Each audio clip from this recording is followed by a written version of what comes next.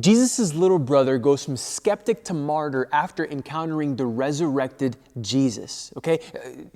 Jesus' little brother goes from growing up believing that his older brother was a mental patient. He watches his older brother basically declare himself as God and choose disciples and apostle, and he thinks his older brother is someone who needs to be locked away because he's just a mental patient. He's insane. But then he sees his big brother Jesus die and be resurrected, and he goes from a skeptic to a martyr, someone who actually dies for his faith. And what's interesting is before he dies, Jesus' little brother writes a letter that we know as Jakobos, which is translated to James. I don't know. And within it, there's actually a very relevant truth, a truth that is very, very relevant to these times that we're facing today. This is in James chapter 4, verses 13 through 17, and it says this: "Come now, you who say, 'Today or tomorrow we will go into such and such a town and spend a year there and trade and make a profit. Yet you do not know what tomorrow will bring. What is your life? For you're a mist that appears for a little time and then vanishes. Instead, you ought to say, if the Lord wills, we will live and do this or that. As it is, you boast in your arrogance. All such boasting is evil. So whoever knows the right thing to do and fails to do it, for him it is sin." How many of us had big plans for 2020? Or how many of us had plans for the spring or summer? Friends, I'm included in that. And look at how quickly all of our plans as a human race, look at how quickly all of our plans just turn on a dime. Everybody's plans just completely turn on a dime. With that at the forefront of our minds, I have bad news and I have good news. Okay, bad news and I have good news. The bad news is this, and you probably already know this, but the bad news is it looks like we're going to be inside for a little while longer. It looks like we're going to be in this quarantine inside a little while longer. And listen, I have no idea how that news hits you. Some of you hear that and you're 100% fine, okay? Because maybe you work from home and your kiddos or do school in their home school. But for those people, you're probably way more mentally prepared than the rest of us. But some of you hear that, the fact that we're going to be inside for a little while longer, and you're fine. But others of us, okay, you're not fine. Others of us might be feeling a little bit of anxiety, or you might be feeling antsy, you might be feeling bored, or you're a parent that's trying to figure out how do you homeschool at this point? Okay, how do you do school from here? Or maybe you had summer plans that you have to cancel or at least alter that are just tentative. Or maybe you're like me and you're about a week away from doing something irreversible to your hair. Okay, so whether you're fine or not, man, I just want you to hear me say, okay, I am with you. Okay, I am with you. Okay, at one point or another, I have been on every part of the spectrum. There are moments within this lockdown, this quarantine, there have been moments where I've actually felt a little bit of relief. Okay, where I'm in school right now. And oftentimes it feels like I have to blow through my schoolwork so I can do the cornerstone stuff. But there's been moments in this quarantine, I mean, my ministry is built off meeting with students, and I can't do that. So there've been moments where I can actually do my schoolwork well. I can actually learn these lessons well. I can actually do these papers well. So there's been moments within this lockdown that I've actually felt a little bit of relief, okay? But there's also been moments where I've been just anxious. Okay, I've had some anxiety thinking about students. That a lot of students, they have a perfect opportunity just to drift away. There are students that I still haven't heard from. And furthermore, I have a cousin and a dear friend who lives in the middle of China right now. So I'm always thinking about him and how he's processing things. So I've been on either side of the spectrum. And I just want you to say, yes, I am with you. Okay, I am with you. This is weird for me too. I don't know about you guys, but this is my first pandemic as well. Okay, in youth pastor school, they didn't teach us anything about the COVID-19 crisis. So the bad news is, it looks like we're going to be home for a little while longer. Okay, it's the bad news. Now the good news is this. we have some more time to rehearse. That means that we have a little more time for dress rehearsals. This is a perfect opportunity for us to keep on practicing stillness. Okay, practicing stillness. And here is what I mean. Listen, whenever Governor Abbott or President Trump or Harris County or Fort Bend County, whenever they say it's 100% okay to not only go to the public square, but to give hugs in abundance, everything is free reign, go back to normal. Whenever the doors finally open up to the public square, every restaurant you love is going to be having some sort of sale. Every store at the mall is going to be having some sort of welcome back sale. Every church in our community is going to be having some sort of welcome back activity. Okay, people who had birthdays during the pandemic are going to want to make up their birthdays. Okay, you're going to be invited to all sorts of get-togethers. And even though there's a lot of us that are going to be apprehensive to go because germs are still not extinct, some of us are going to be apprehensive to go, but either way, okay, when these doors finally open up, your schedule will be hit with an avalanche of things. Your schedule will be hit with an avalanche, and we will go right back to the fast-paced nature of our day. So right now, you and I are living in the quiet before the storm. We're living in the quiet before the storm, and this gives us some more time to practice. We have some more time to practice stillness. Psalm 46, verse 10. Brent went over this a few weeks ago. And Psalm 46, verse 10 says this: "Be still and know that I am God." Be still and know that I am God. So the question I want to attempt to answer today is, how do we rehearse stillness? How do we practice stillness? Okay, how do we rehearse? What does stillness look like practically? What does stillness look like practically? So I want to suggest 2 ways we can practice stillness as we live in the quiet before the storm. There are 2 ways we can practice stillness as we live in the quiet before the storm. And the first way I want to suggest to you is, number 1, create a sanctuary. Okay, create a sanctuary. So that word sanctuary is actually everywhere in your Bible. It's everywhere in your Bible. Sometimes it's used to describe the Holy Land. Okay, like in Exodus chapter 15, when the word sanctuary pops up, it's used to describe the Holy Land. Sometimes it's used to describe the tabernacle. So in Exodus 25, when the word sanctuary is mentioned, it's used to describe the tabernacle. Other times it's used to describe the temple. Other times the word sanctuary is used to describe just the overall presence of God. And ultimately, other times it's used to describe God's holy habitation in heaven. Okay, therefore, whenever I suggest to you in creating a sanctuary, here's what I'm not talking about. I am not talking about planting a church. Okay, I'm not talking about planting a church. Even though planting a church is phenomenal, okay, we are a part of a church plant. Okay, we're part of a church planting movement. Okay, every church that exists had to be planted sometime. And you can even make the argument that church planting is the backbone of the Great Commission in Matthew chapter 28. So church planting is amazing, but when I say create a sanctuary, I'm not necessarily talking about planting a church. Furthermore, some of you know exactly where I'm going with this when I say create a sanctuary, and I'm not meaning redeeming time either.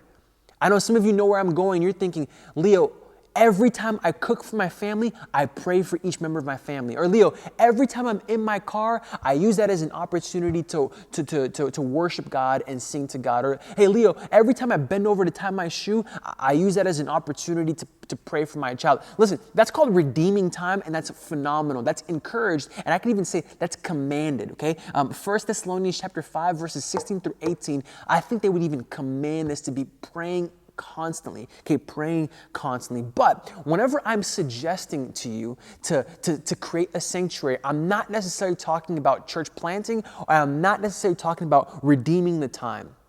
Whenever I say create a sanctuary, what I mean is I am encouraging you to intentionally schedule time where you can exclusively behold God, hear from God, cry out to God, confess to God, love God, and enjoy God.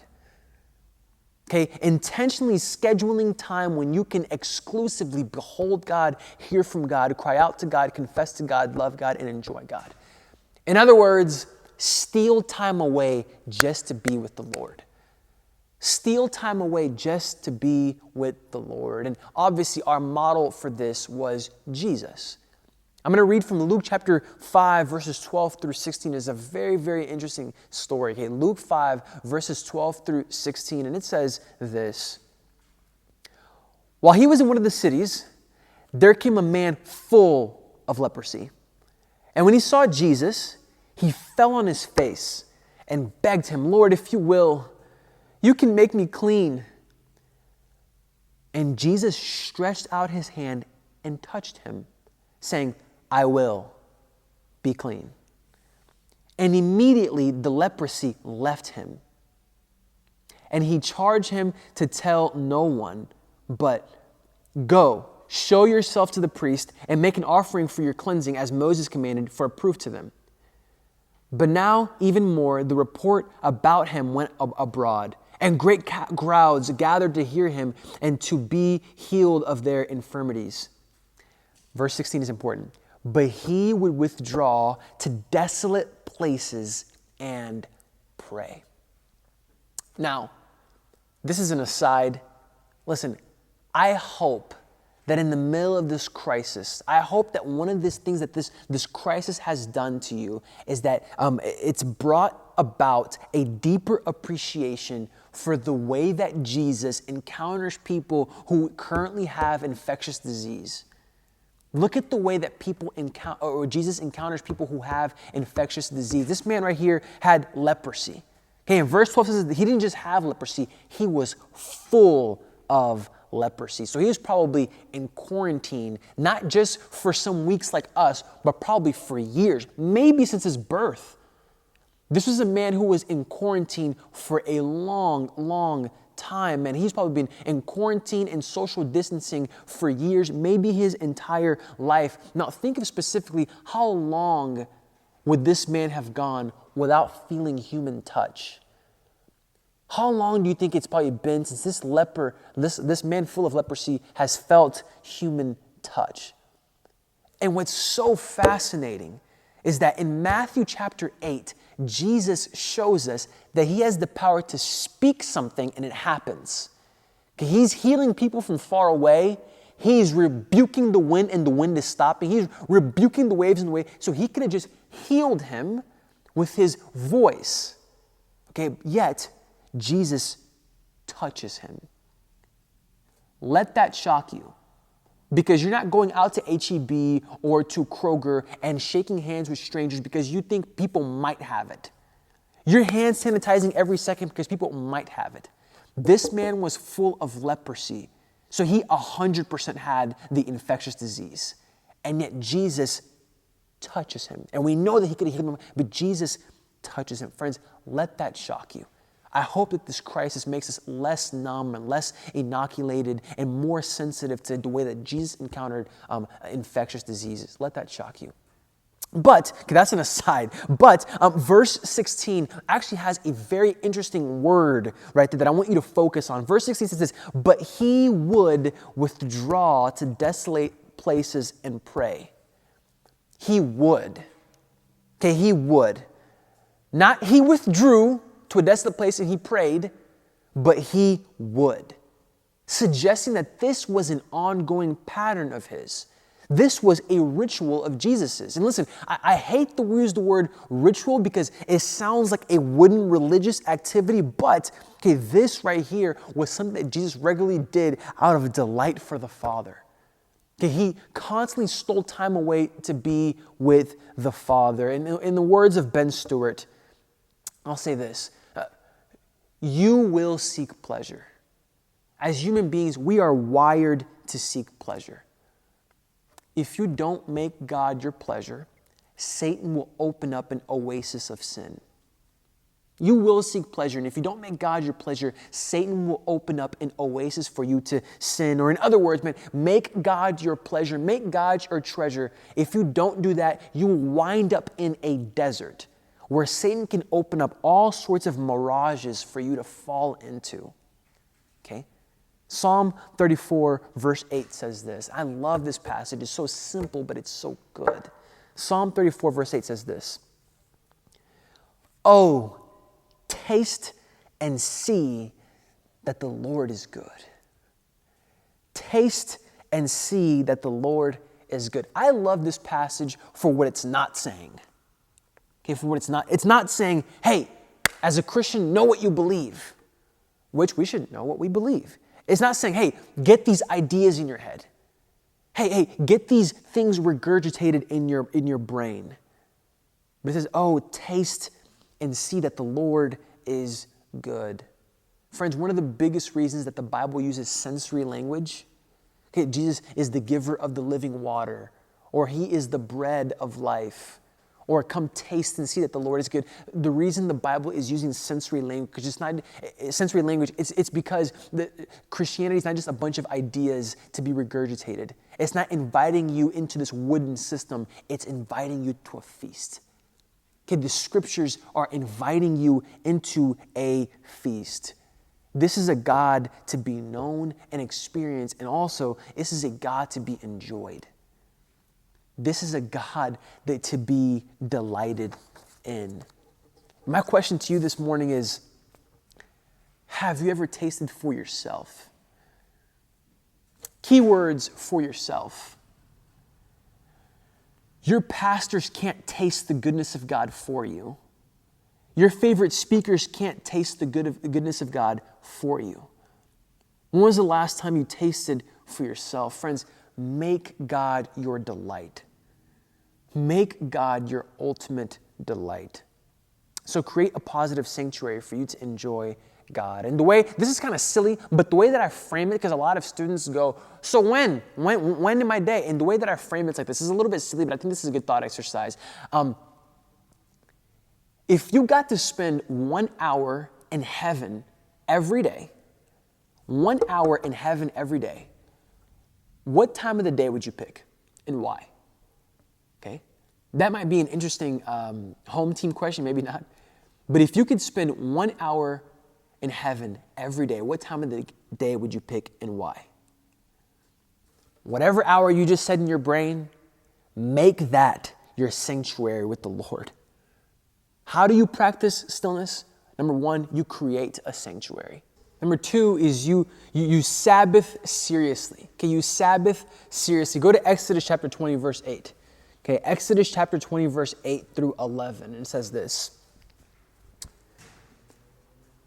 Remember the Sabbath day to keep it holy. 6 days you shall labor and do all your work. But the seventh day is the Sabbath to the Lord your God.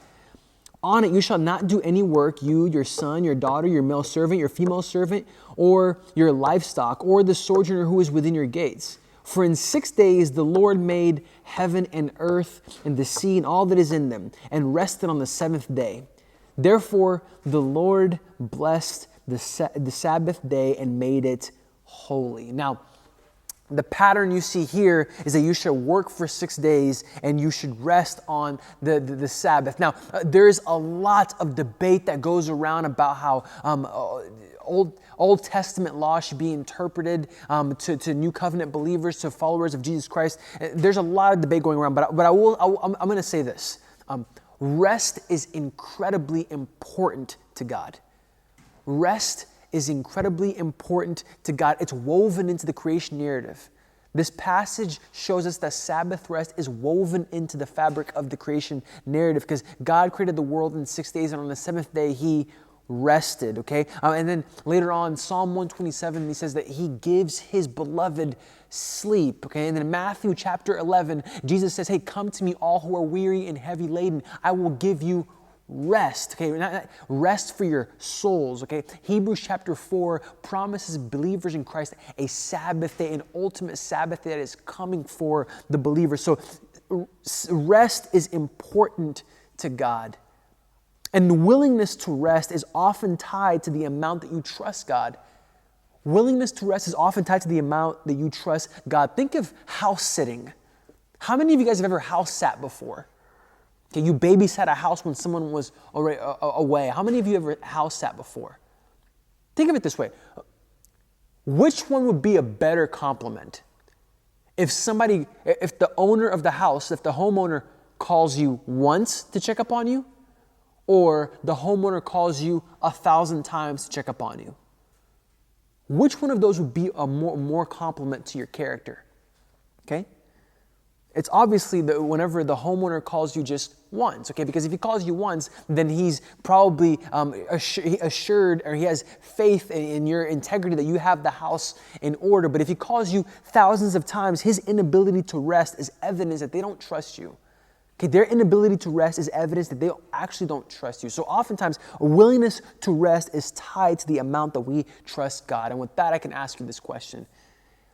Is there a day, do you have a day where you actually rest? Do you have a day throughout your week where you actually get to rest? Did you ever get to rest from work? Okay, this is actually tricky for us who can work at home. Okay, because whenever we lose track of the fact that we are not human doings, we're human beings. Whenever you lose track of that, the phrase of, I could be doing something, graduates to, I should be doing something. I should be doing something right now. Technology has assured or has given us the luxury of being able to work anywhere. And because of that, we work everywhere. We work everywhere nonstop. Do you ever get a rest from your work? Furthermore, do you ever get rest from your phone? Do you ever get rest from your phone? Nowadays, we have more time than we ever had just to be on social media, and these phones can act like portals to comparison. You can start looking at other people's families and look how much fun their family is having during the quarantine. We're in here fighting, but look how much fun that their family is having during the quarantine. Look how organized they are when it comes to homeschooling, or look how good that their summer body is. Look how much better it is than mine. So this can be portals of comparison. Furthermore, they can also be little weapons of worry. If you want to have a panic attack these days, you absolutely can. Just read as many articles as possible that are telling us that the world's going to end at midnight. Okay? You absolutely can get a panic attack just by reading article after article after article after article after article. Listen, I'm not telling us to not be informed. It's very important. It's a must that we are informed. But at the same time, man, do you ever get a rest from your phone? Is there ever a time where your family has your undivided attention and your family has you completely to themselves?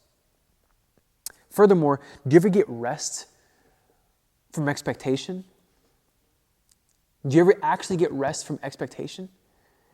The plot twist of Sabbath rest is that just doing nothing actually does nothing.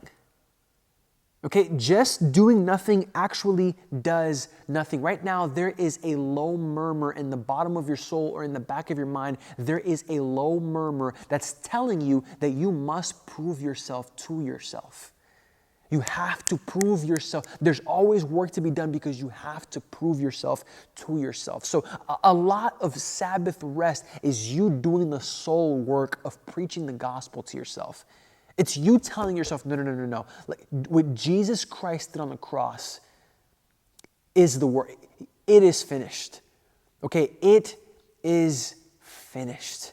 I don't have to prove myself to myself. It is finished. The Father looks down at me and says, I am a beloved son of God with whom he's well pleased. Or I'm a beloved daughter of God with whom he is well pleased. And that was before Jesus even did any of the miracles. And it is finished. But do you ever rest from expectation? How many days do you actually get to rest? Versus how many times are you actually just medicating or crashing or numbing to deal with your stress? Okay? So carve out a day during the week where you can honor God by resting in Him completely. Resting in Him completely. So, friends, I'll wrap this up by saying this. These doors, the doors to the public square are going to open up before you know it. And we're going to go right back to the fast-paced nature of our day before we know it. And listen, there is a 100% chance of stress. There is a 100% chance of stress. So how do we practice stillness right now? We're in the quiet before the storm. How do we practice stillness right now?